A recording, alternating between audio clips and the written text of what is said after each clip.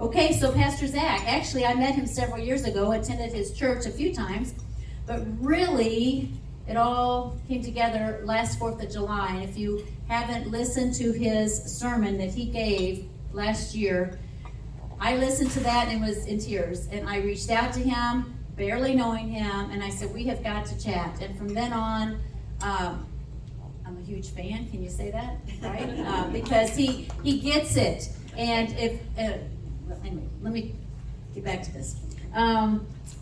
He and his wife, Diane, have been pastoring for about 40 years, right at 40 years, here at Christ Church for 25. His heart is to see people walk in the fullness of God in every area of our lives and to see this nation declaring that He is Lord. Amen. Right. Adrienne, so Christy, how long ago was that? I'm trying to think. When was the motorcycle class? That's how I remember. Well, anyway, I met Christy some time ago. I want to say maybe 8 years ago. Yes. So that's been 10, 12. So anyway, and she had a mutual friend, Adrienne, and I always wanted to meet Adrienne because Chris and I would chat, and they were such good friends. And anyway, that's just a little sidebar, and here we are. So excited. So here are some things about Adrienne. She's a Christian, originally from New York.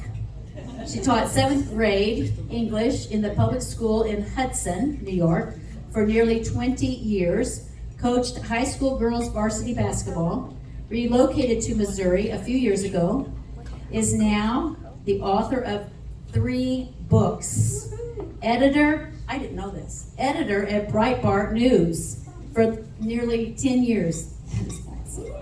A columnist, and John Maxwell certified speaker, trainer, and coach, motivational, inspirational speaker, preacher, has written for politicians, public speakers, websites, newspapers. She's a podcaster. She has the Adrienne Ross Show. Her writing is Substack, adrienneross.substack.com. We'll put that in our newsletter, okay? Formerly on the editorial board of the Southeast Missourian, was a freelance writer there and had her own column and more. I love that. So anyway, I'm going to let them come on up here because you came to listen to them, not me. God bless you. Come on up.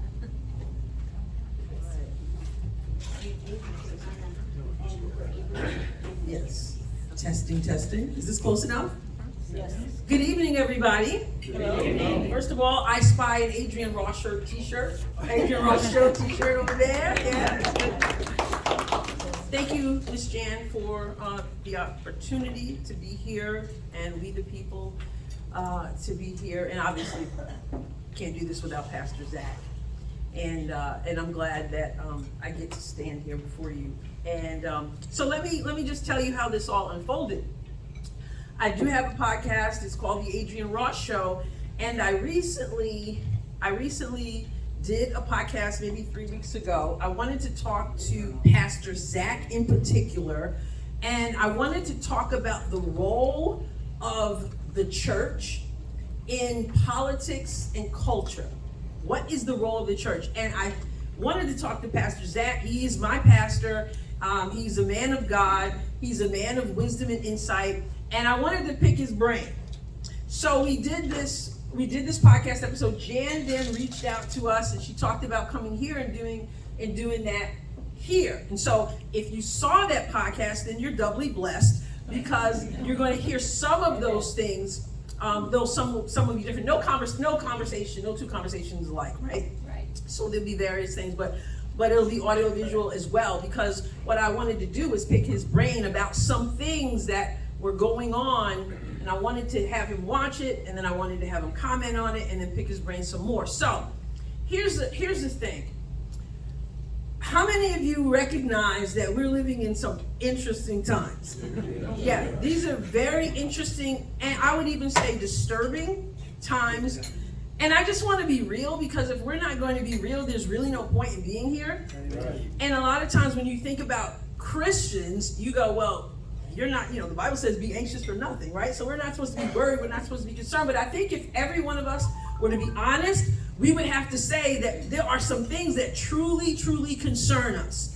And so we're going to be talking today about the church and the church's role in politics and in the culture, if the church actually has a role in that, and what perhaps that looks like. And of course, when we say the church, we're not talking about a building, right? We are the church. We go to the building. So we as individuals, do we have a role to play? What does that look like? And what are some of the concerning things that are going on in the culture, in society today? Because, Pastor, I'm concerned. And so I know you're a mighty man of faith, right? Are you also concerned about what's going on? I think greatly concerned. When we first done this the first time, one of the things that really stuck out was, look around this room and look at the age group of people. So we've got a generation that's not interested. And it's not that they're not interested in our country. They're not interested in the politics of how our country is driven and how it works. And they're tired of all the wrangling and such as that a lot of times they hear in their minds is not going somewhere. So that is a great concern of mine right now for the culture of which we're in. So we've got to look at, as Miss Jan said, you guys have been educated very well. But we're going to have to figure out a way, and I think it's going to take the wisdom of the Lord to find a way to get the culture back engaged in politics. And that's a tall task, perhaps. And so I want to ask you, this is just a conversation. We just happen to be standing while we're having this conversation, but what are some things in particular that you are concerned about, that you see as an issue, whether politically or whether in the culture?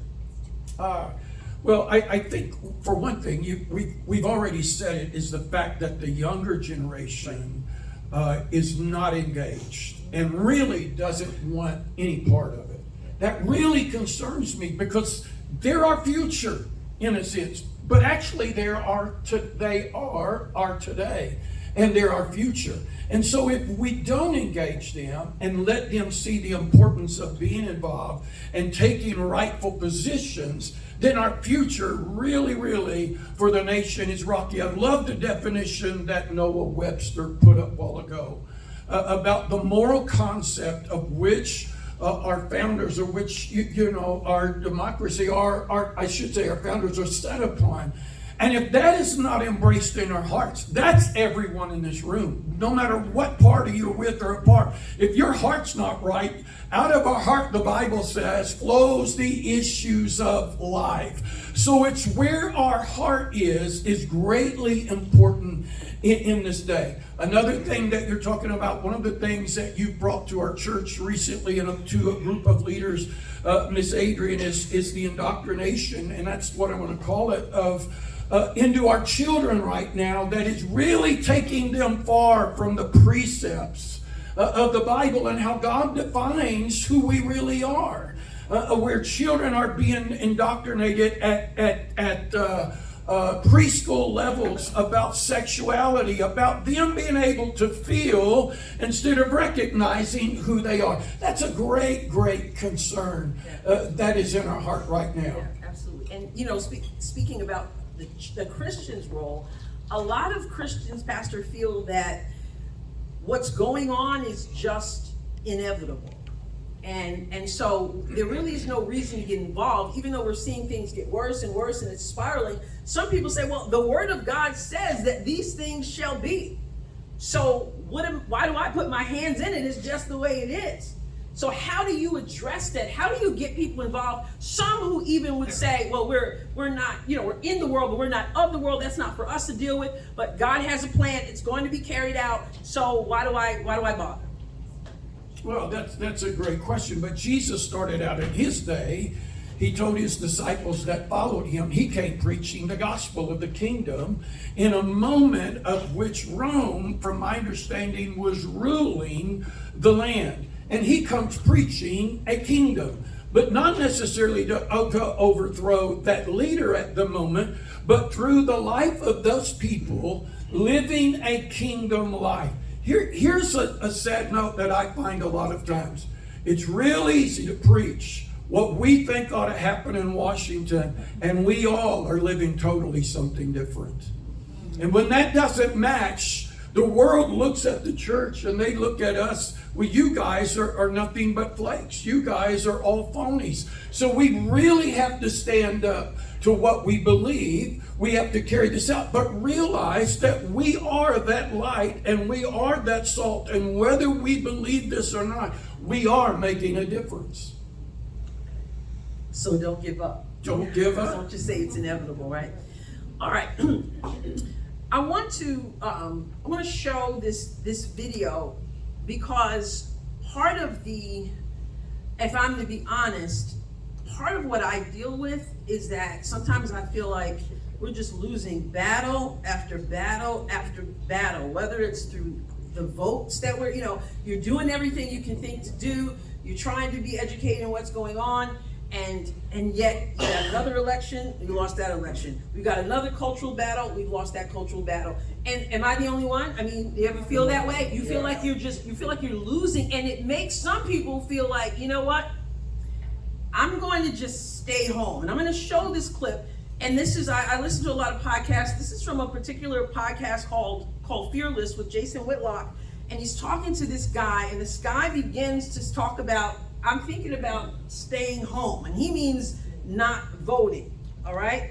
So, and he's a Christian, okay? So I believe you have no, not that one.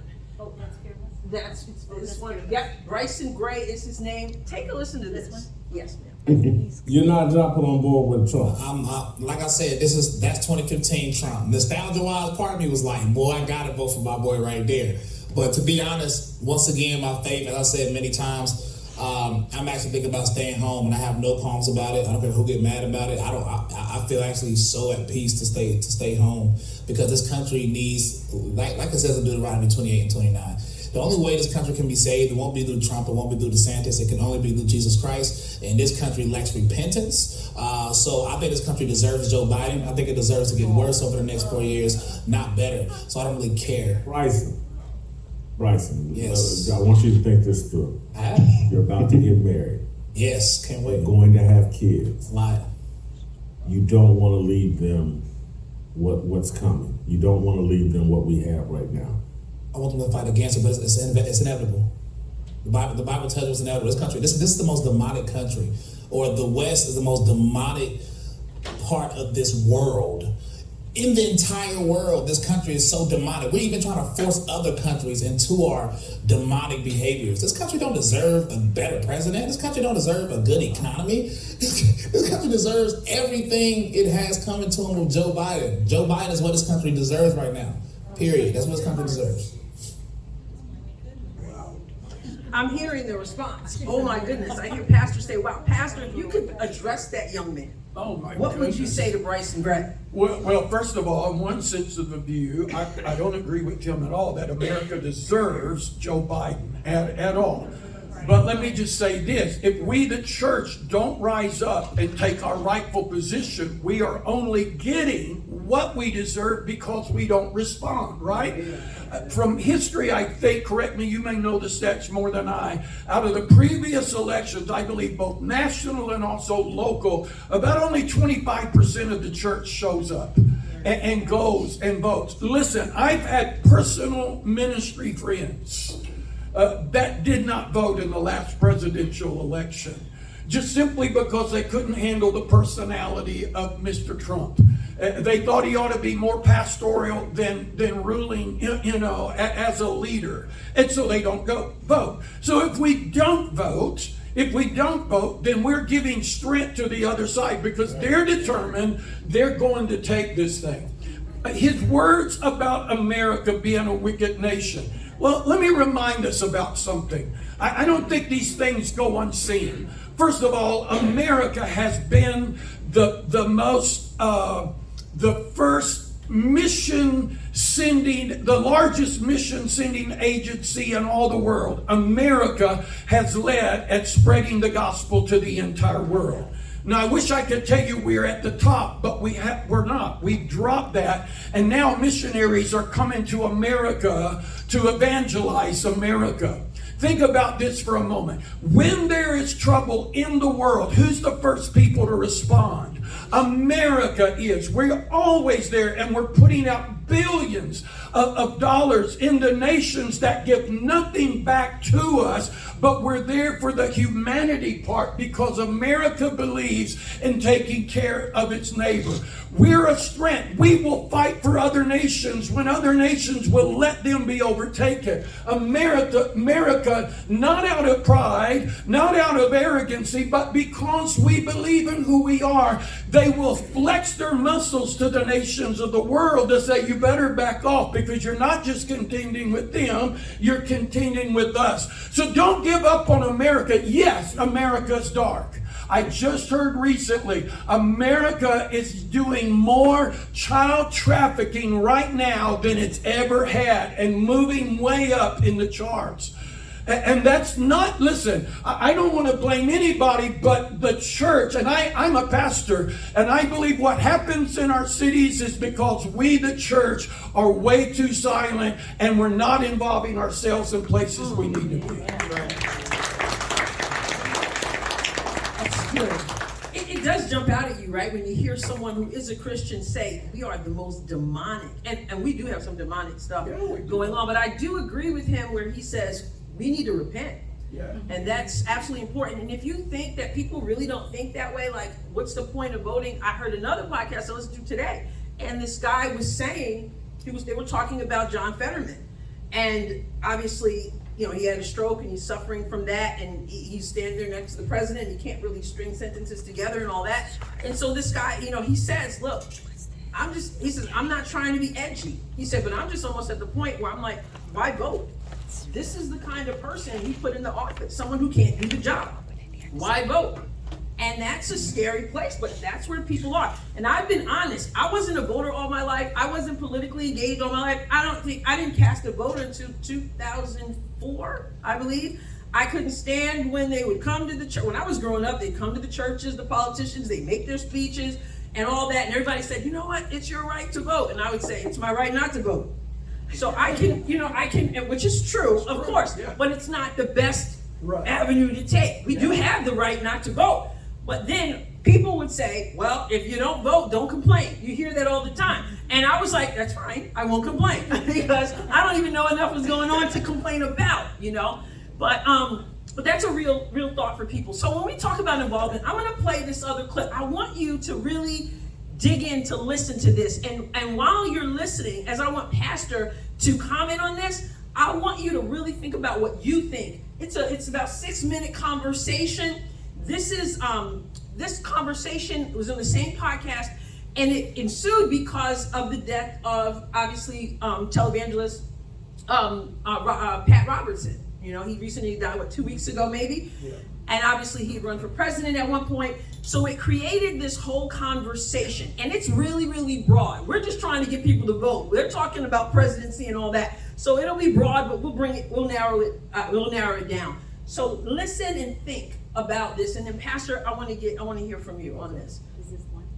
This is, I believe this is the one. Let's refresh people's memories or give you your first take of Big John and App. That's not it. That's later. It's a lot of fearless. Yes, that's it. Pastors and the next one. Oh, pastors. Yes, that's it. He's a Let pastor. me get you and Virgil. Oh, come on.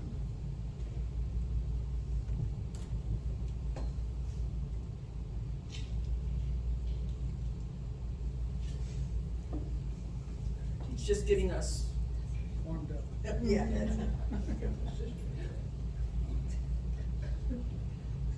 Let me get you and Virgil to respond to this, my take. I don't think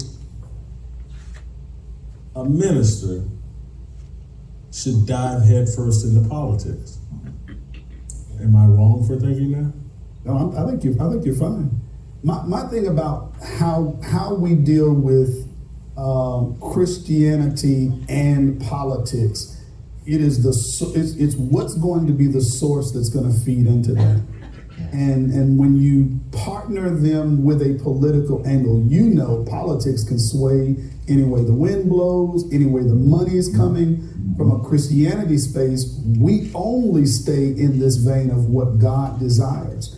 And what that means, though, is that at times politically, It may sway one way as the money goes, but I got to stay true to the word. So sometimes I might be lauding this candidate, but in another time I might be critical of that candidate. So I don't want to marry politics to Christianity, because now if it moves, then people are going to say, well, I thought you were. No, I need to stay with Christ. And when politics aligns with what Christ says, good, but when it doesn't, I need to be in a space where I can critique it. TJ, I want you to jump in, but I want to clarify my statement, what I mean by that. Gotcha.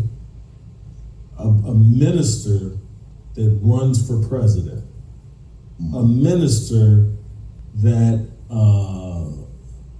referees presidential debates, Rick Warren. That's too much. Should a minister talk about what's going on in the culture and what's going on in politics? Absolutely. But you start running for president, and Jesse Jackson and Pat Robertson and all these, I just, because politics are about compromise, and maybe I'm wrong, but I just don't see the words uncompromising, and so it locks you in, and so I just don't want to see a minister. I don't have a minister. He can endorse somebody, he can whatever, but when you dive head first, I think it's a mistake. I don't think it's a mistake. I think as Christians, and ministers are supposed to be the ones leading us, we're supposed to touch every part of the culture. And I'm not saying go in and compromise. I'm saying go in and don't you dare compromise. And so I would love for a minister to be our president. I would love for a guy to go in there.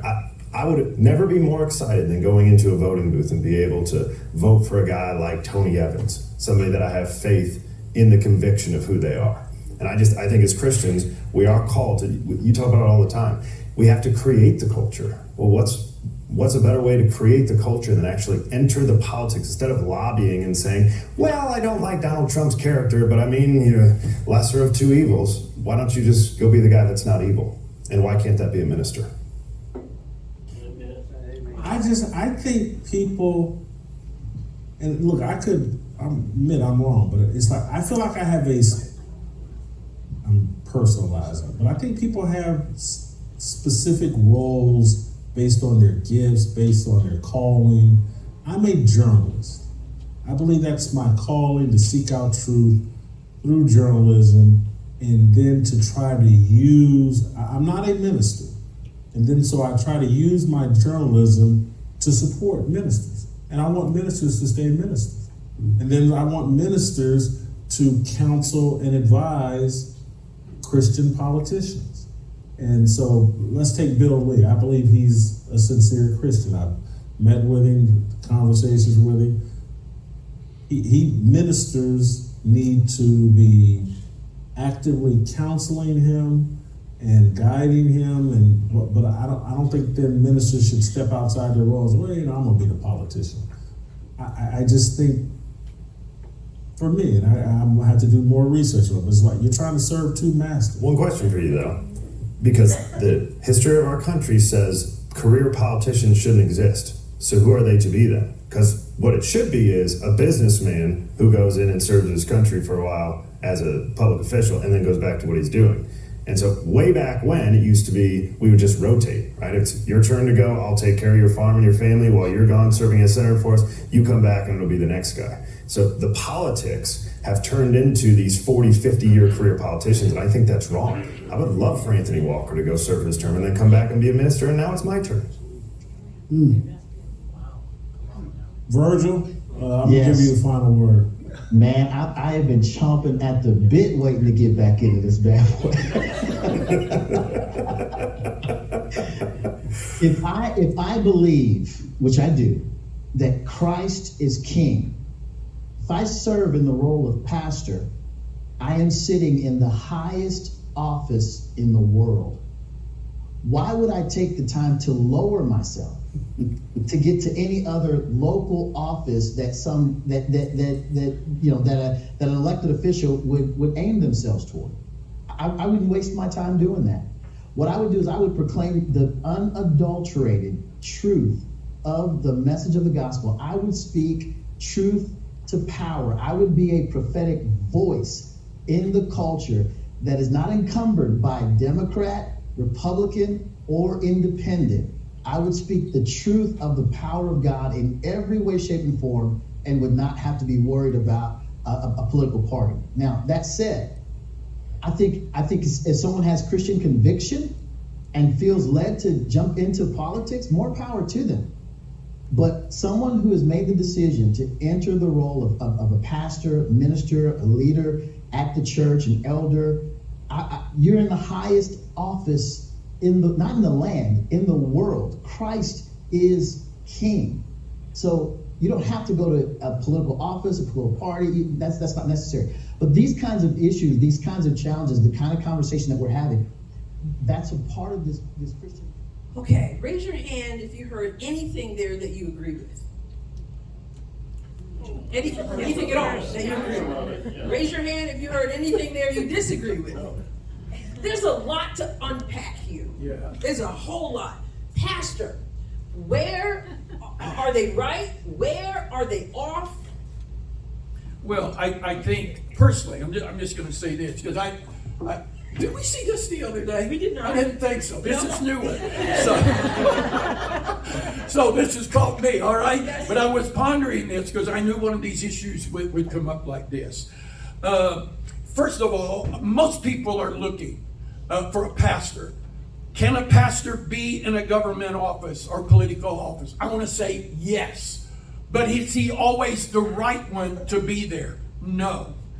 Simply because of the demeanor and his and the way of which he conducts business. I was a part of a major TV network for many, many years, and they had many stations around the nation. And so the president or the leader of the network would take pastors to put them in over these stations, to run these stations, to build them. And it never failed when he put a pastor there, it didn't work. Because their compassion for the people overrode the business that needed to be done. Not saying that he couldn't do it, but most of the time it didn't work. I'm confident of this. I was asked recently about running for office myself. I've been telling the church I'm going to run for mayor because I want all the streets in Cape Girardeau to be paved. They're the worst roads everywhere. But I'm not going to, all right? But I was asked about that. I went to several meetings of the American Renewal Project that came to Cape Girardeau. I even signed my name up on the line. And the more I prayed about it, I thought, wait a minute, that's not my role. That's not my position. I would rather be in a position to stand as a prophet or a priest to a king versus to be a king and not be able to handle the position because it's my responsibility. Let's look through the Bible at leaders. Should believers get involved in political issues? Yes. Let's take Moses.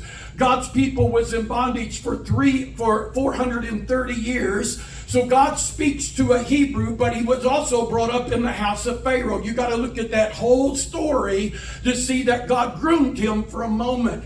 But it was Moses that God called. He said, I'm going to use you to go bring my people out of bondage and bring them into the promised land. He had a dual role. He had to be a leader to the people to make them feel good, to follow him. But his primary responsibility was to get into Pharaoh's face and command him to let these people go. So we see Moses was feeling both political and I'm going to say a pastoral role as well. That's just how I'm bringing the picture at the moment.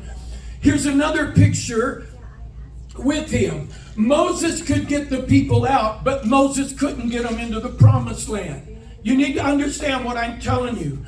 Joshua became his right arm for many years. Not his own brother Aaron. Aaron was the high priest, and Aaron fooled around and he messed up with the people. Joshua stood close to the side of Moses, serving him. And when it came time for Moses to die, it was Joshua that was promoted. And he said, now you carry the people in. So the picture is Moses could get them out, but he couldn't get them in. Joshua couldn't get them out, but he could get them in. Please hear what I'm telling you.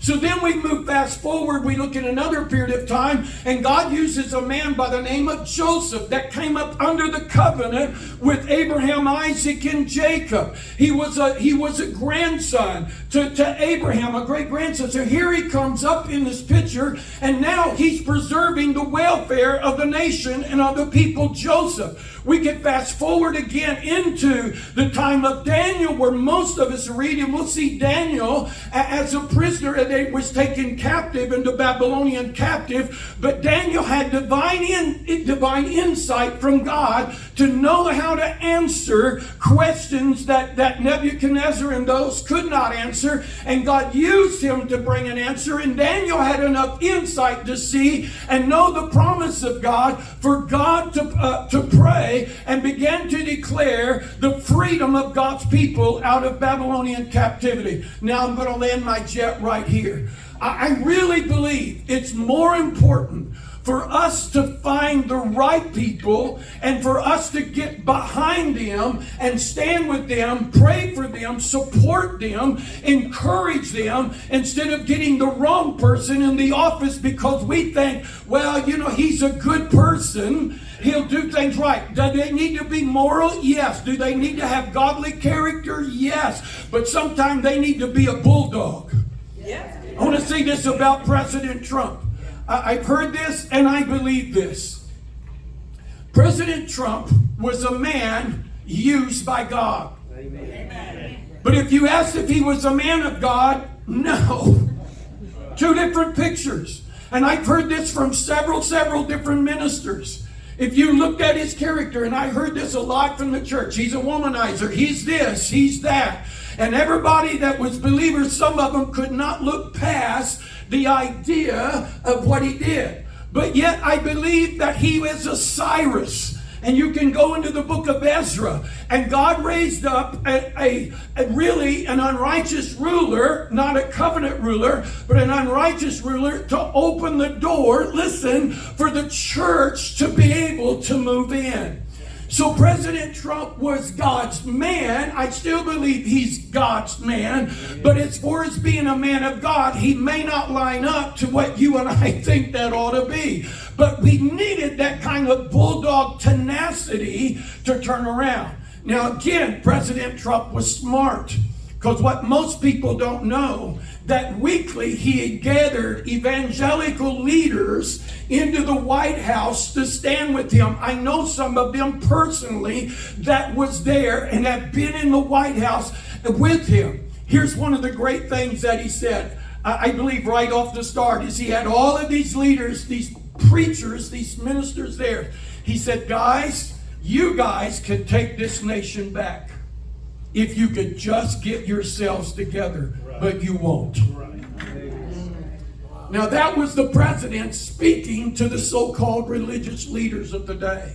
So I believe, I hear what he's saying. Can a pastor, can a leader be a president? Yes, I believe that. If that call and grace of God is upon them.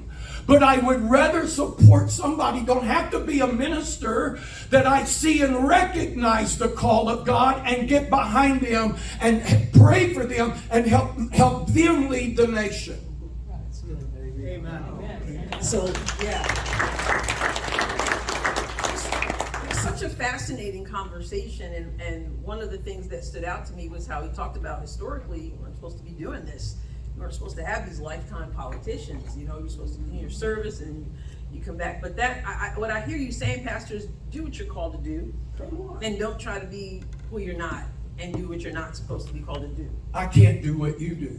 I communicate all the time, on a daily basis. I've done it a couple times already today, but I can't do what she does. And I would be crazy to try to put myself in her shoes so that I could have a t-shirt, the Zack Strong Show. I'd buy it, Pastor. I'd buy that shirt. It wouldn't work because that's not who I am. And I believe the church has to be wise. I hear a lot of screaming and a lot of wrangling, and that's what's turning the generation off. Instead of us being wise as serpents, harmless as doves, and asking God, God, give us insight to the people that you have raised up in this hour, and then we wholeheartely get behind them and not pick them apart because of things that maybe we don't necessarily like. That's good. That's good. And we're going to get back to that part about, I don't know the terminology you just used, but basically just being hardcore and, we're going to talk about that because what does that look like, One of the things I think that a lot of us wonder about, okay, so, because you say you can't do it, what I do, I don't want to pastor a church because, folks are a trip, right? We know that. God bless pastors, my goodness. But to be in our place is so important. And to take a stand is so important. And I said we're going to kind of bring this down because my question, do you feel, Pastor, with what is going on in the culture, and I'll just name some things that I'm concerned about. We've got the LGBTQ situation, and there was a time I imagine let me just ask this first. As a pastor, just LGBTQ, like traditional LGBTQ, I feel like it's not even quote unquote traditional anymore. We're grooming children now, and it's chopping off genitals, and so it's gotten, evil's gotten worse and worse. But the LGBTQ, have you ever as a pastor had to deal with that? Not you personally, I mean within the church. I better rephrase that, right? Have you had to deal with that among people and minister to people where they are? Most definitely, and that is an area that touched my life, touched my family. I lost a brother 31 years ago to AIDS that died, gave itself completely to a gay lifestyle and contracted AIDS back in that day, and he died with it. So this has touched my life and touched my heart. We've had a number of people come into the church that are homosexuals. Now listen, anybody is welcome into our church. I believe that with all my heart. We're going to love them just like they are. Do we approve them? By no means do we approve of that lifestyle, and it's contradictory to the word. And this is where, Miss Adrienne, I said earlier that we've got to be wise. How do we handle this? Because again, I'm one of these, I hate screaming and hollering because I don't think it gets us anywhere. I don't like fighting. I've never been in a fight in my life, fist fight. Never really have. I was meant for love, not fighting. but I hate that. But I don't ever see a winner. I really don't see a winner. I just see a lot of scars and a lot of wounds. And sometimes we're really caught up on the moment of things that we really don't know about. And we find out things. And so we start screaming right now at things that we're hearing. But what's the truth behind it? Because sometimes we're propelling the fear, and we're giving strength to all of that because we heard it, and we're listening to 20, 30-second snippets now upon social media and every which way, and if CNN and any of the news media says it's got to be facts, and if it's on the internet, it's got to be true, and so we jump on it. Let me give you an illustration during COVID. Before COVID, the lockdown and everything, we started hearing things are going to lock down. Now, I'm a father with 3 children. I got 5 grandchildren. And my church will know that I greatly involved in my family's life. Yes. I really spoiled them probably. And I started thinking when I heard lockdown was coming, because I got some kids that don't eat good. Your kids were not spoiled like guys. If they want chicken nuggets, I go find them for them, all right? and so I began to tell my kids, hey, go to the grocery, start loading up for a few weeks, get some in the freezer so that the kids will have what they have need of, because I know how they are. Because we didn't know what it was going to look like. We didn't know what lockdown meant. None of that. Right. And then it kept getting louder, lockdown. And so then I remember standing in front of the church and I said, guys, you need to go to the grocery, you need to start stocking up, you need to do all this and blah, blah, blah. It may have been a good thing, but then one of my guys said to me, Pastor, where are you getting that information? Well, Adrienne told me. How How many of you heard this? Because this really happened. I mean, the first episode of somebody with AIDS, I started getting called pastor. They just took 7 people to San Francisco Hospital with not with AIDS, but with COVID. Ain't no proof of that. I don't even know where they got their information. But see, once it starts, it's a snowball. And most of us are jumping on things before we really have true information or have really studied this out to really see. I'm not saying it's not happening, because I know it is. This stuff is horrible, what is being taught to our children and what is taking place. But we just got to be wise of how we deal with it. So we have to know what's going on, and then we have to be willing to take a stand without the yelling and the screaming and all of that. But we do have to stand. And I mentioned the LGBTQ, the transgender, the grooming of children, the things that are going on in public schools, even in sports. So, you know, the stuff with Major League Baseball and the LA Dodgers, and then they invited the Sisters of Perpetual Indulgence. It's a, you know, drag queen thing where they're dressed up as nuns to make fun of Christ and the church and all that. They're inviting them, then they're not going to invite them. Then they're inviting them, and so they did. But then some Christians came out apparently the other day, and they were there and ministering to people and just all, you know, protesting that whole thing. But there's a lot with Target, and they're putting things in the front of the stores with, you know, transgender stuff and encouraging children to not accept who God made them to be. And then we're intolerant if we take a stand. You're the intolerant ones. And it becomes difficult sometimes to know how to fight the fight, or just, you know what, I'm just going to keep my mouth shut and go. Because when you say something, that's why I asked if you've ever had to deal with people who are, you know, maybe in that, struggling with that. Because when you take a stand, a lot of times as Christians, you're seen as hateful. And so some people would rather just not say anything. But can we do that? Can we afford in this culture as Christians, whether you are the president or running for office or whatever, wherever you are, where God has placed you, are you willing to take a stand with love? You got to do it with love. Love is not being a weakling either, right, Pastor? Right. But we have to take a stand, because how did we get where we are so fast? We didn't take a stand, as Vicki said. Did we not take a stand? Were we just trying to be meek and mild and uninformed? And I know we're here, and there are people who are standing up, though, and I want to show you this short clip here. This is a guy, he goes by Dude with Good News on social media.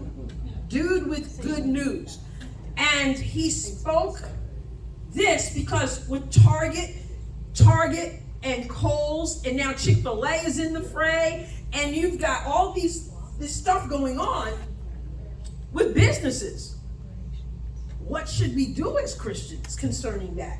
Well, this is something that Dude with Good News shared on social media about how Christians should handle this situation. I was trying to talk long enough for that. But it beat me.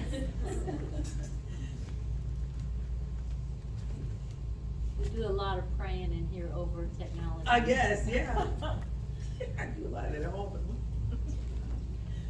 Well, Adrienne, while that is doing this thing, you can stay here with me, because I don't think we saw this in the other day. We did. We did? We Okay. did. We saw it. You know, one of the things that I hear most times, especially about the thing with Target and such, no, I'm not a Target shopper. We don't go to Target. Me and my wife, if I've been in there a few times, that's about it, but not on a regular basis. Most people I heard have said this, I'm done with Target. Well, is that sufficient?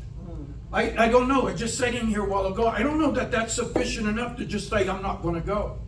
But I do think we need to respond, because if that's my place of shopping, if it's my place that I've been doing goods, they've got numbers in there that you can get a hold of, and you can express your concern, express what you feel. I'm not appreciative of what you guys are putting in your stores, and you at this moment have lost the business of my family and a number of my friends, unless that thing changes. Same thing is happening. I think there's been a thing. Here's with the reason biblically why I believe Christians ought to be boycotting Target and Bud Light and any other corporation that's pushing the things they're pushing. I think a lot of people make this into a political issue, or they say, oh, what's the big deal? if, is it really going to make that big of a difference if I'm shopping there or not shopping there? Here's what the Bible says. It tells us what to do as Christians in Ephesians chapter 5. It says this: take no part in the unfruitful works of darkness, but instead expose them, for it is shameful to even talk of the things that they do in secret. So what does that mean to take no part? Well, what's Target do? It's a business. They make money. They sell things. And to take part in that is to take part in that God of mammon that they're serving, and to take part in the darkness that they're purveying and getting out to the world and shoving into children's faces. And to take part in that is to give them your money. And I believe the Bible gives us radical precedent to say, no, we are running from that. And to instead expose those things. To shout it to all the people that have ears to hear that this is evil, this is demonic, we won't stand for it, we're not going to go to the stores anymore, and we're not going to give them our money. We're going to let our voice be heard so that people can see the light and so that people can be pulled out of the darkness. Are we willing to do that, Pastor, is my question. I'm not asking you to judge people per se, but you deal with people a lot.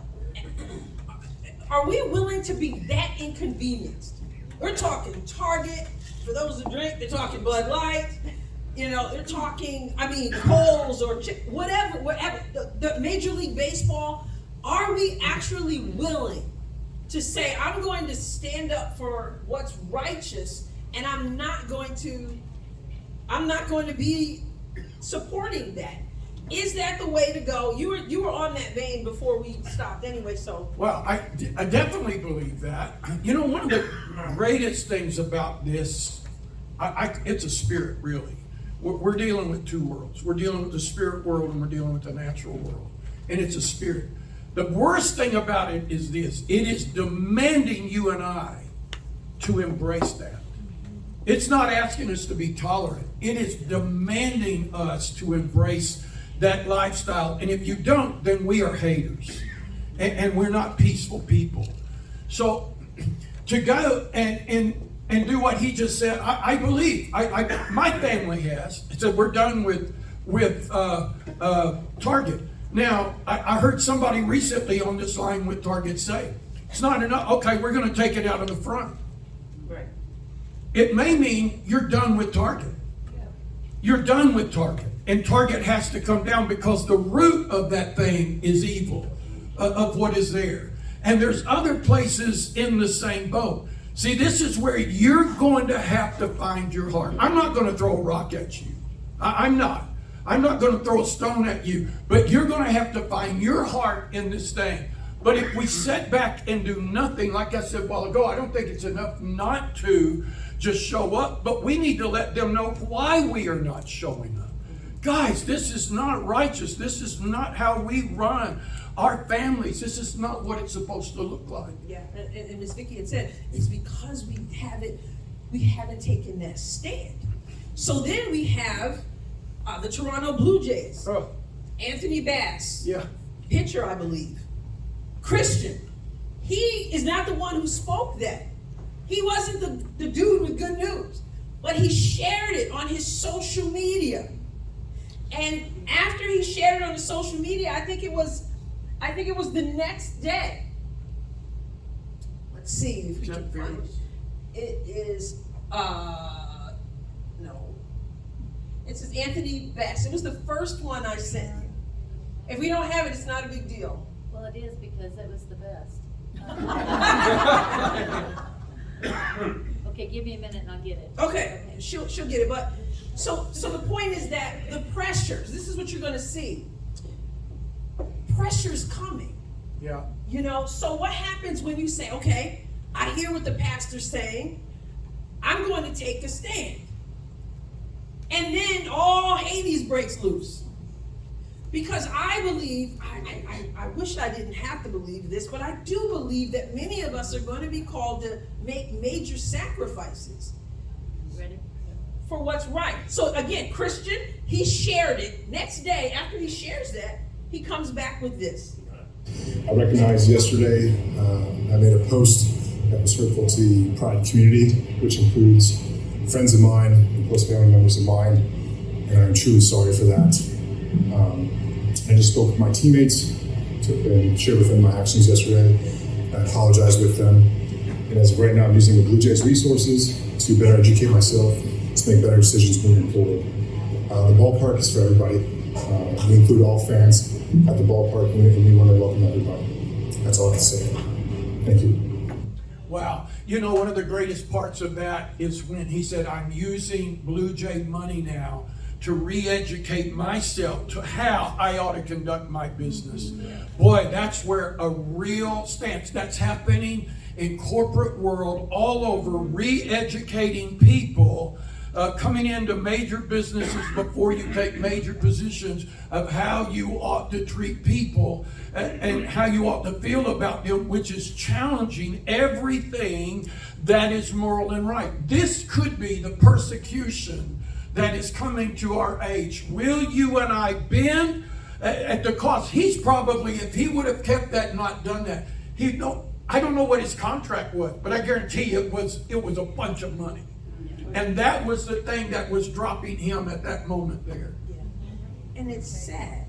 You said something the first time we talked about this. You said, I pray that I would be able to make that right decision.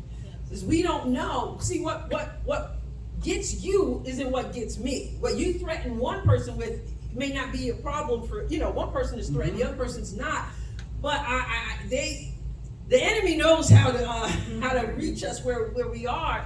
And it just is sad because there was nothing hateful in what Dude with Good News shared. He just said, as Christians, we take a stand. And all he did was share it. Didn't open his mouth at all.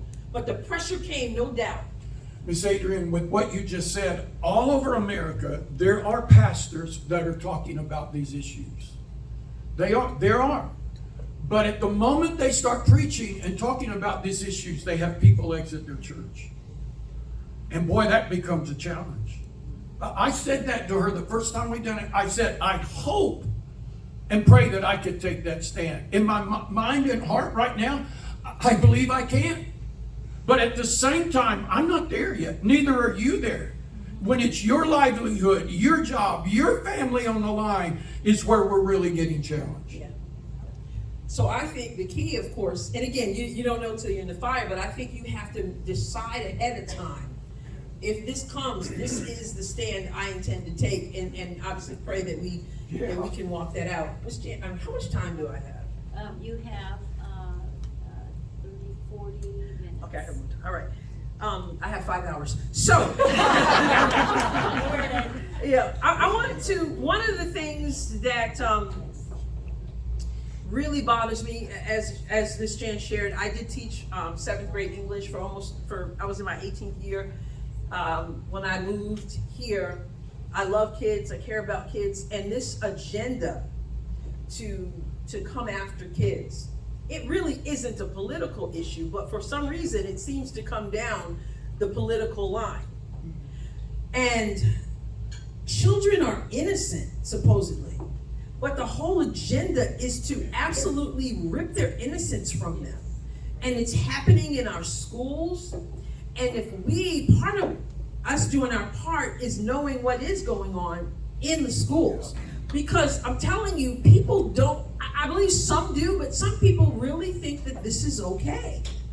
This sexualizing children. And so I have a link here that I'm gonna actually have to, can that come this way? Because I need to scroll a little bit. Yes, can that? Yep. Oh yeah. I want to share some things because people, you wouldn't really believe it if you didn't see it.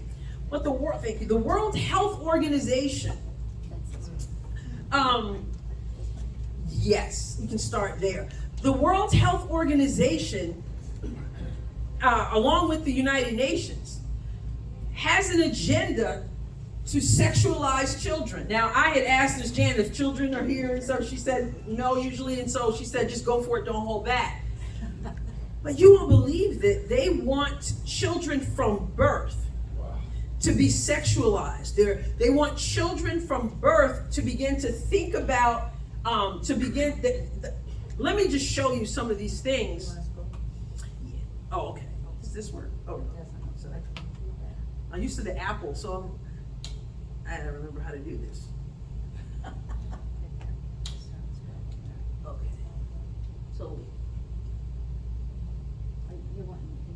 I'm gonna be scrolling through and flipping back and forth, and you just tap it, you just scroll it. I can get this going. That's good. Okay, we'll make it work. Okay, so this is a website called stopworldcontrol.com. I encourage you to check this out.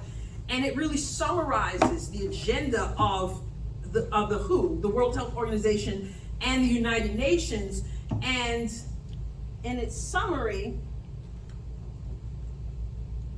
that's okay. It says, schools must equip children to have sexual partners, says the UN and the WHO.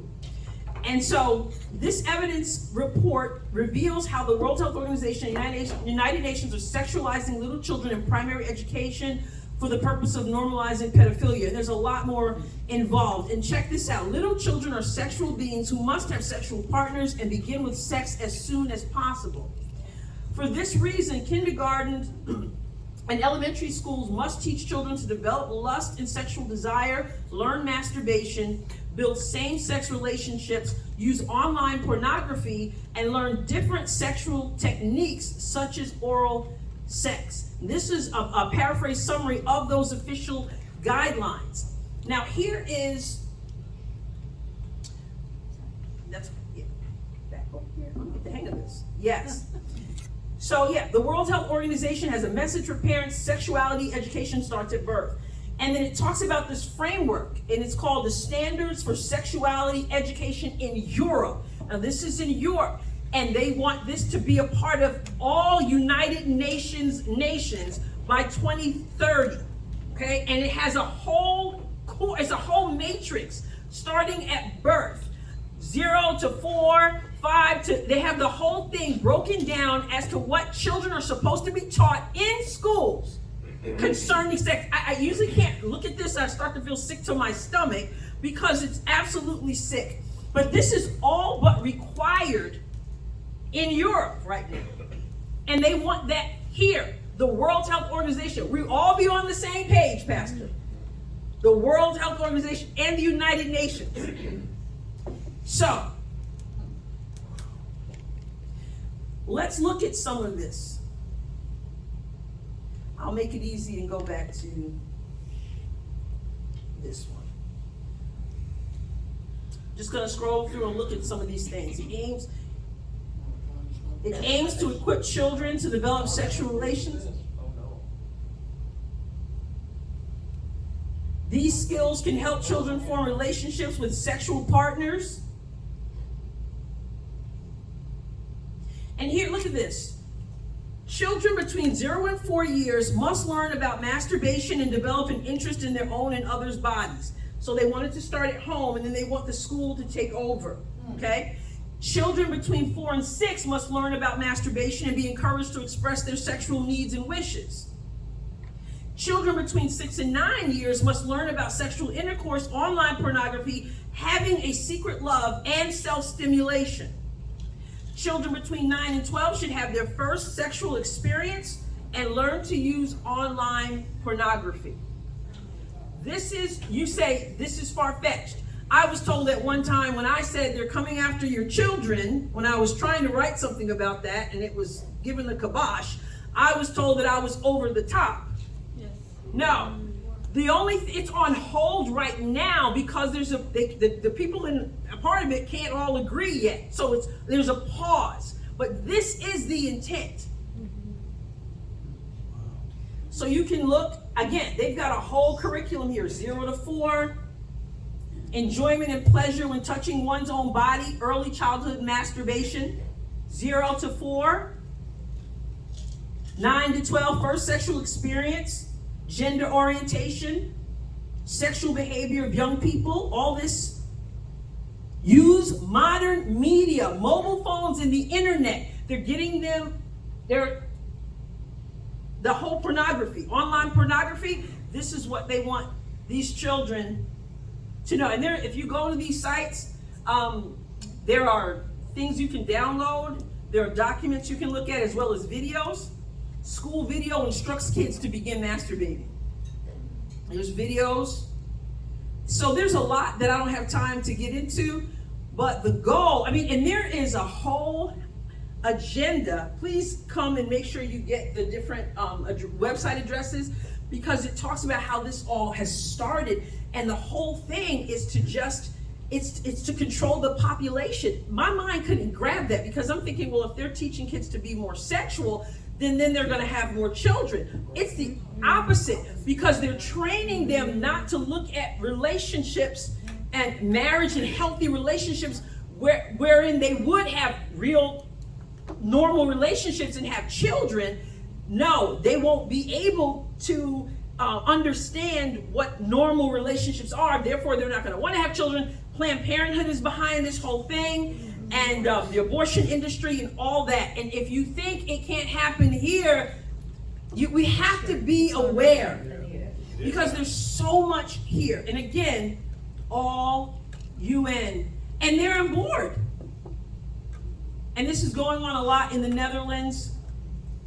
So I just wanted to show a little bit of this, because we need to. So, pedophile standards training. for sexual education in Europe. It's pedophile training. It is. It is absolutely. And I did a podcast. If you go to my podcast, Adrienne Russia, I did one with a friend of mine back home. She's on the school board now, and it was on the sexualization of children. I was like, why would you? This is so sick. And she said, you have to understand that many of these, and not that you have to understand, not that she understood, but she was saying to me, many nations, it's just absolutely normal for children and adults to have relations like that. I don't have time to go through all that, but you need to get these links, and you need to go through that, because it breaks it all down. And it talks about girl to girl, boy to boy, young girl, old man, everything. And they say, take it away from the home. This kind of teaching goes into the school. So what we talk about taking a stand. What about us as Christians when it comes to, the teacher, the Christian teacher? What happens when you're standing there and they say, you have to do this or you're done? You have to expose children to this. This is just serious times, Pastor. I said I was concerned. It's a great concern. And it may not be in our neighborhood right now, but if we don't do something, it will be in our neighborhood. That's the bottom line. And I believe this, Miss Adrienne, this is why the Heartland, we're called the Heartland for a purpose. And I don't think it's by chance that you're sitting in this room, but I believe the Heartland is so vital to the whole nation. Because if we drop the ball, the nation is sunk, bottom line.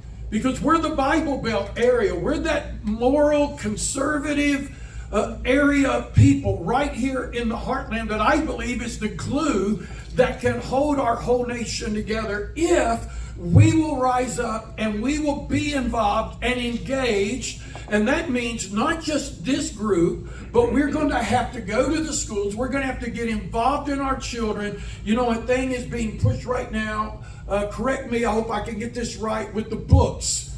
That a number of legislation is not allowing you and I to go to the, to the libraries and such as that and demand that book to be taken off the shelf. I don't think it's going to quite work that way, but there's a whole process now, if by any means that can come off. But we've got to get ourselves, this is why we've got to get right people in the right offices. We've got to encourage our families, our children, our grandchildren. In the Bible, everything started with father. When Moses, I talked about him earlier, Moses didn't go to 3 million people. Moses went and stood with the elders or the fathers of the tribes, and he encouraged them, this is the will of God, and everybody fell suit. We've gone into some nations for missions work. In order to be able to get on the nation, to even be able to do it, you can't just walk in and say, hey, I'm here to bring good news or help your people. You got to win the hand of the elder or the king of that nation in order to get in. So we as fathers have to righteously stand up. We have to impart it into our children. We may be grandparents, I am, but we've got to tell our children about what's going on and encourage them to get involved and engaged in the lives of their children.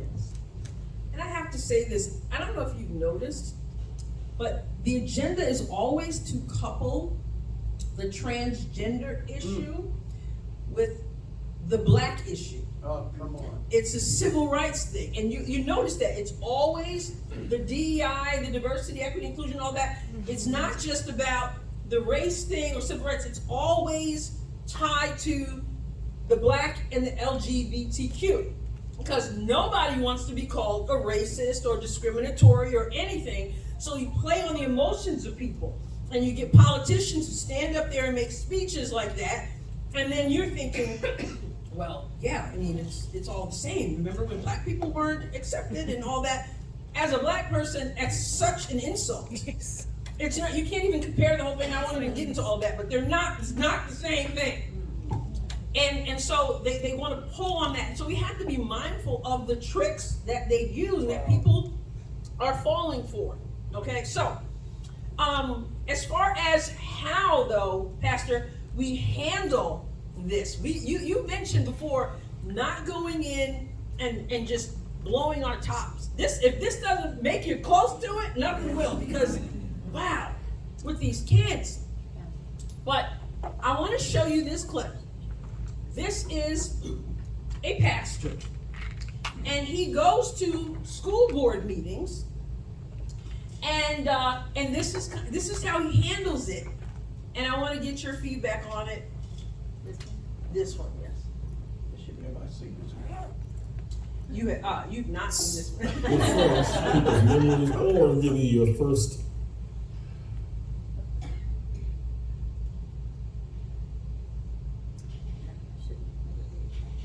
Yeah, it's rebelling.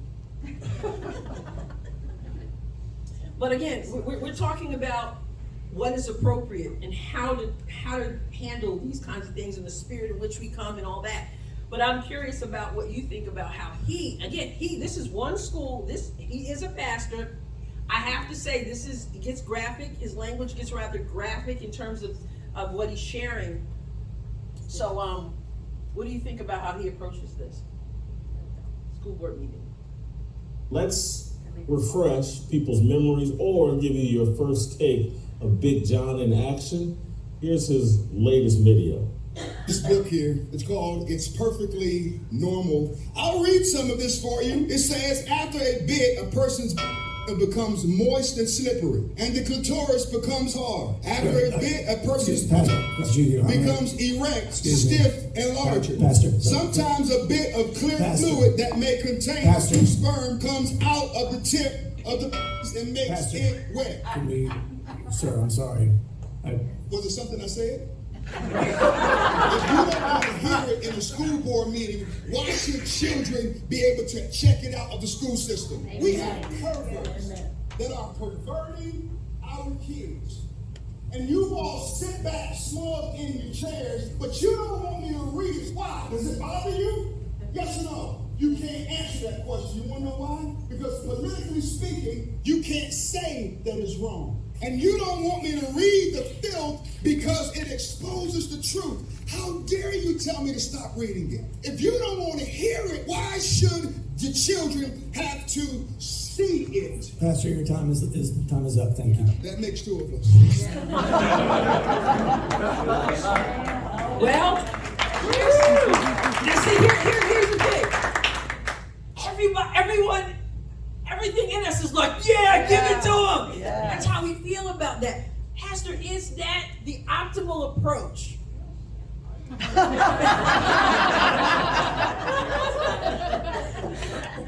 Well, I don't know where he was before that, okay? I don't know if he's talked to anybody before that. There again, there's a 30-second clip or whatever link that was. He goes around to all the meetings and he... So this wasn't his first engagement with this, okay.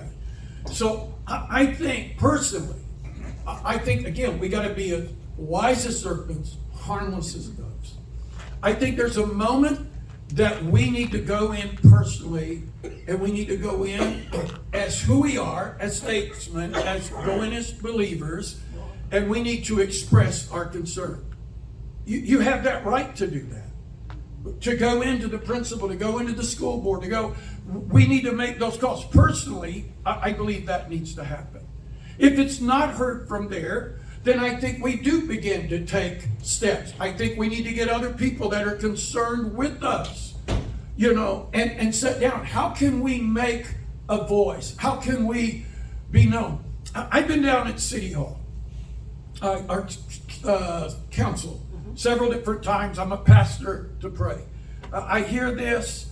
I try to stay through them. I think they're interesting to me, so I try to stay as much as I can. But most of the time, I hear this from the well, you pastors prayed and you leave. What? Yeah, I hear that. I've heard that.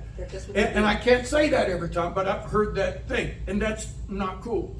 And then and we're only there when it's an agenda that's on our heart. It's most of the time that we get involved. We went down with the World Economic Forum, okay? And several of us spoke in that. But the reality was they had already set up not to really pay a lot of attention before we ever got there because of how we responded here. And if we don't respond properly, we tick them off, they're not going to hear us. And I'm not saying we wasn't right in what was being said or they weren't being challenged, but if we tick them off, they're already set not to hear us. But this is where we've got to have the wisdom, I believe, the guidance. But I do believe there comes a time.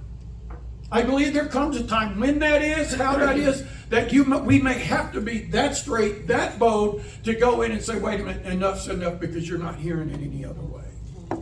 But I think we have to have some kind of decorum, is that the right word?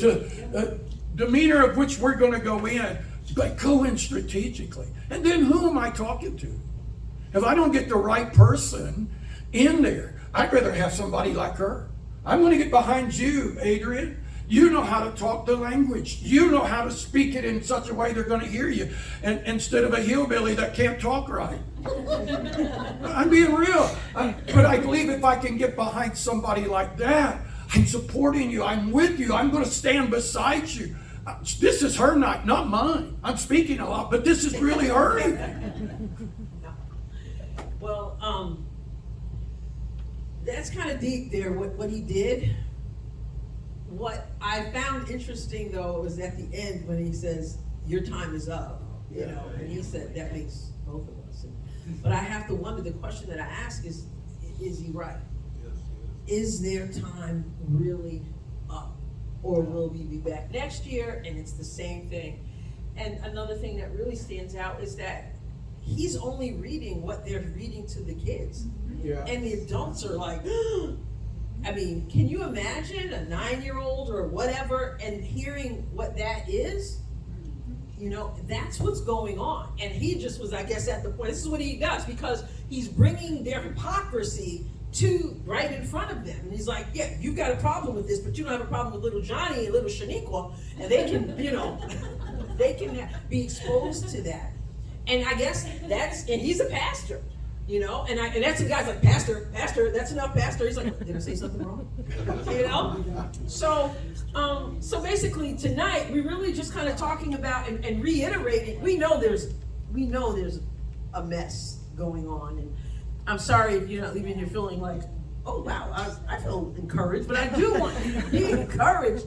But we have to know what is happening. And then again, like I said, I wanted to talk to Pastor because I wanted to pick his brain to say, what is the role of the church? What is the role of the church? And for some, it might be running for president, or it might be getting behind someone else who's running for president. And for all of us, it is trying our best to know what's going on, at least, and being willing to take the stand. I don't want to be the Anthony Bass. I'm certainly not perfect, and I pray that I would be able to take those stands too. But I don't want to be the one to take the stand for what's right as a Christian, and then I'm apologizing the next day and saying I need to get the resources. That's what we don't want to do. So, Pastor, the question is always like the how. I remember when I first, many years ago, was in a group of people, preachers, and the preacher preached a message, and he said, or taught the class, and he said, the question that everyone wants answered is the how. So how, Pastor, do we figure out what our role is, what we're supposed to be doing, and how do we make an impact? Because that's what we all really want ultimately. Like, God, show me and then I'll do it, right? So how do we get there? I want to reflect something back to the pastor there real quick. Not everybody can be that bold. It's not my temperament to be that way. I'm just being real. So I probably wouldn't respond like that whatsoever. But how many other pastors are in the room besides me? Right there. Okay, 2. Which kind of tells us something. I know pastors are busy. I get it. I realize that. I am one. I'm not able to be here every week. I think my guys will tell you, I meet with leaders. Our last leadership thing that we did, we dealt with these issues. Yeah, we did, yes. That we've got to get involved. Most pastors really don't want to talk it, okay? They just really don't want to. Don't go blast your pastor. That's going in and get in his face. I've often said this, if you want to talk to me, don't come in screaming at me. Because you've already got me ruffled and we're going to exit the room. I'm just not going to go there. But if you come in and ask me some questions, Pastor, what do you think about this? What could we do about this? Sometimes it's not what we say, it's how we go about saying it that can make all the difference in the world. We're all really like that. If I come up and got in your face over something you're doing, you would probably knock me out because that's our temperament to do that. But I think we've got to be wise. One, I think you need to sit down with pastor if you've got a concern. I got a couple over here, Jerry, Carol McGuire are doing, is it called Kingdom Citizenship? Biblical Civics. Been doing it now for several weeks, doing a small group thing. Well, he didn't come and ask my permission to do it. He didn't have to do that. But when I found out about it, I went to it. I didn't get to go through all of it, but I'm encouraging that. And if your church doesn't get behind you, what stops you from having a small group, gathering yourself, of gathering people, going through things like that, or getting with others like that, getting other people, hey, you need to come to this meeting. I think it starts with us in realizing, wait a minute, I'm going to be involved. One of my people back there is Miss Ashley Schishler, is our circuit court clerk, right? Is that what your job is? She ran for office, and she got it. She won it. She's there. And praise God. And you know what? When she announced that she was going to run, our whole church got behind her. We bought her t-shirts. We promoted her. We put her signs in the yard. I believe that's what we've got to do. We got to find people that we believe are passionate. I think this is good information here. Listen, I've got other people that are gathering information for me because I don't know everything. I'm listening to her. Follow her. Get on her, Substack and all that she's doing. Follow her because she's out on the cutting edge and she's keeping herself there. We find those things out to keep information going. And then we support those. We support those that are getting involved. And every one of us can be involved somehow. You may not run for an office. It may not be your deal, but I guarantee you can pray and you can encourage and nothing else but maybe show up for meetings. I'm not good at it. I'll be honest. I'm preaching to myself, all right? But showing up and just being, I think you said that a while ago about me, just being in the room can make all the difference in the world. Thank you so much. So that's what this is about. And Ms. Jan, thank you so much for having us, and I thank Pastor for his wisdom and his insight, and all of you look like seriously determined people. So thank you for that. So will you take some questions and answers? Or Sure, yeah. questions? Anyone? All right. Why did you leave us?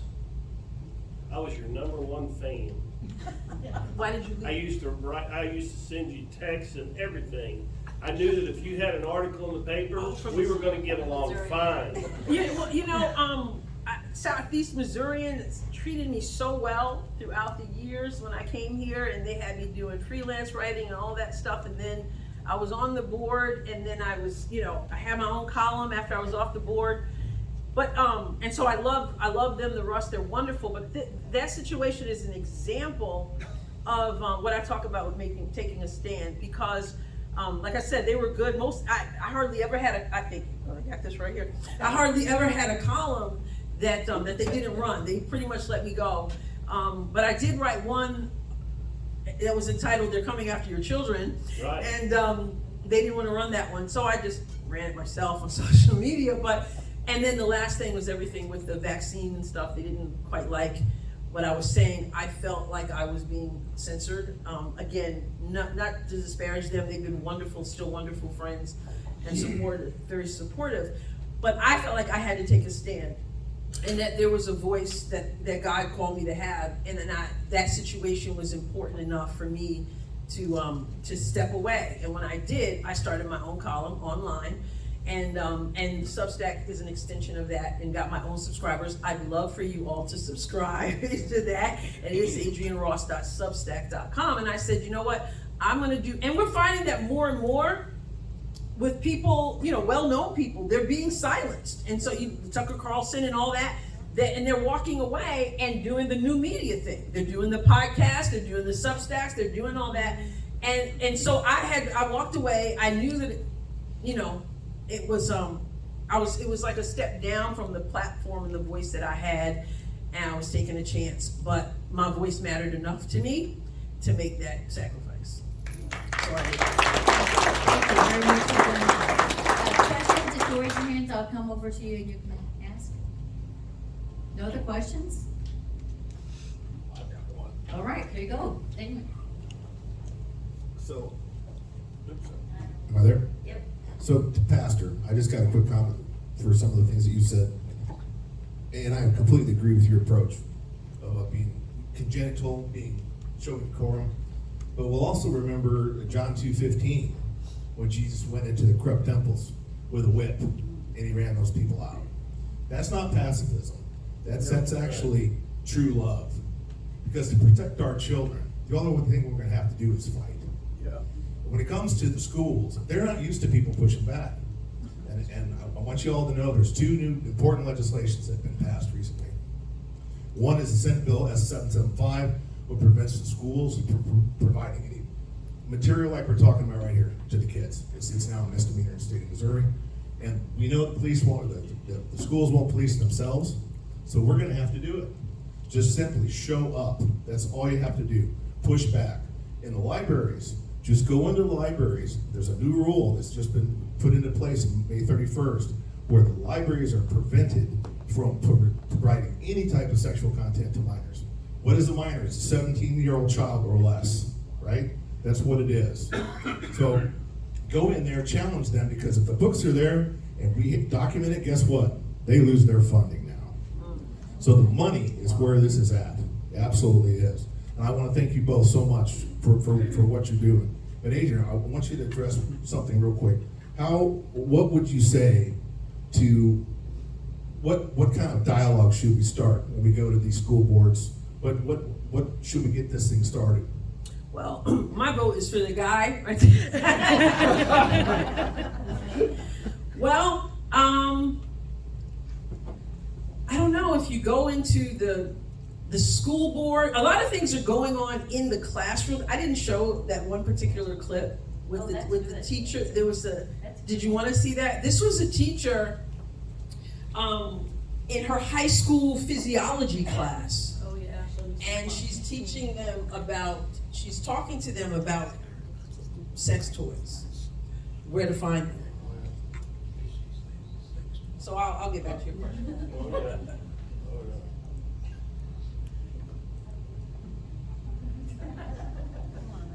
Is where the prostate is. So you don't have to go inside the booty hole. You can actually just push on the seam, and that stimulates the prostate gland as well. And that they apparently really like that. But yeah, so that's why for male and male, anal sex is still very pleasurable because of the fact that it hits the prostate, and there's a lot of nerve endings in your booty as well. So the girls, the G-spot, prostate, they're the equivalent to each other, but apparently that's why if you ever see like I mean, Target has them now. Sex toys. If you go to Target, seriously, if you go to Target and go where the tampons and pads are, they just look like a little box, but if you open up, there's like a Velcro front to the box, you open it up, and then bam, sex toy. And you'll see them. CVS, yes, CVS has them too, a lot of them. And so that's why when you look at the toys, a lot of them look like this. And the reason because is for finding that spot. This was a high school physiology class. Now, I haven't forgotten your question, but I engaged. I don't usually do that, but I've seen this video somewhere else on YouTube, and a lot of the students were speaking up because apparently she's like teacher number one. She used to be my teacher, or she is my teacher. She would never do anything to hurt kids. She loves kids, and this is ridiculous. And it was just a whole thing. And there's a reason why children can't raise themselves, because they're children, right? They don't see the big picture. And so I engaged a little bit, very friendly with a few of those students, and talked to them about it. I said, one of them, it came down to this, and I said, do you think that had a parent been in that classroom, that she, or an administrator, a parent, or that she would have said what she said? And they're saying, well, you don't see the whole context, like Pastor's been saying. They said she was asked a question, and I said, you know what? Some things don't need to be answered, and some things need to be answered. Like maybe you should go home and talk to your parent. Not this is Target has the sex toy and all that physiology. You shouldn't be doing. She stepped over the line. Yes. Well, one of the students said to me, she's like, well, kids are going to learn it anyway. So, and I said, your answer, no, kids are going to learn it. Their parents aren't going to teach them. So somebody has to tell them that. And I said, your answer is the reason why people are concerned. And you'll understand this when you get older. Because it's not the teacher's job to decide what the parent is supposed to tell the kid. But they don't get that. But anyway, I said that to say this. I use that because having been a teacher myself, when you want to engage in conversation, when you hear about something like this, a lot of times what you want to do is you want to go straight to the administrator. You want to go straight to over their head. I believe that if you have an issue, whether it's something as big as this or something else, it's always best to try to have a conversation with teachers. To go to the person. There's even a biblical principle to that, right? To go to the person and try to have a conversation about it. And then, I don't know, Pastor, I don't know what you think. I asked you about this before. In a situation like this, should she lose her job? And it's a tough question, right? So that's why when I say go to the teacher, I'm thinking, you want to go to the teacher first with a lot of these things before you go over their head. But are there some things that are so gross, I'm losing the word, that you have to, their head has to be cut off?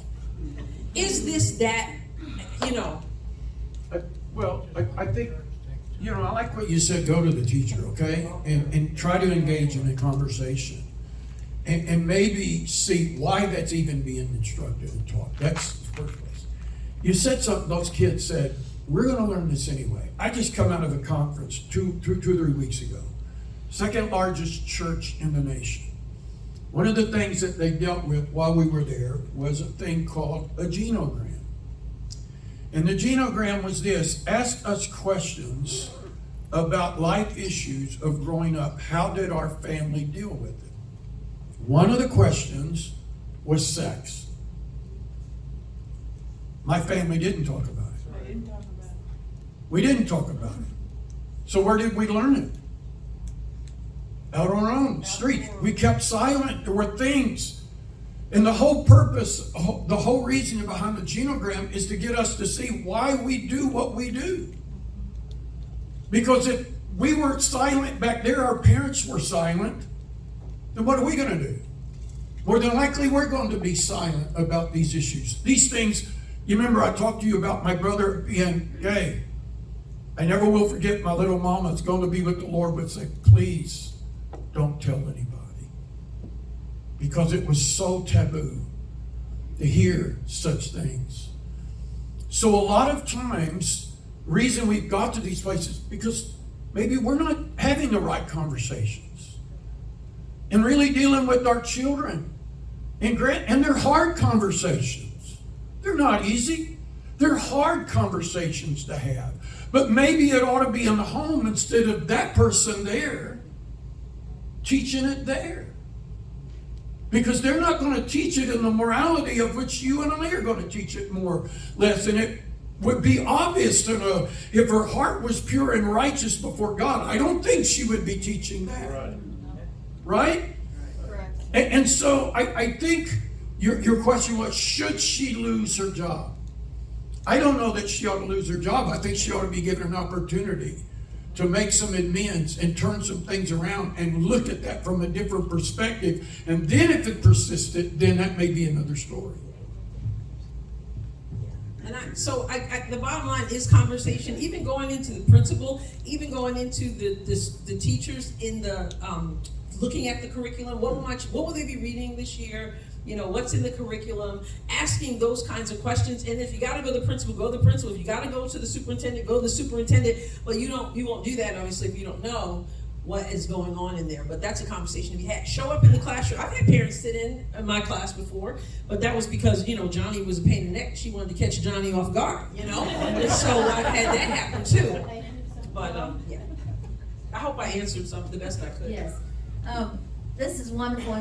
You guys give a round of applause. This is wonderful.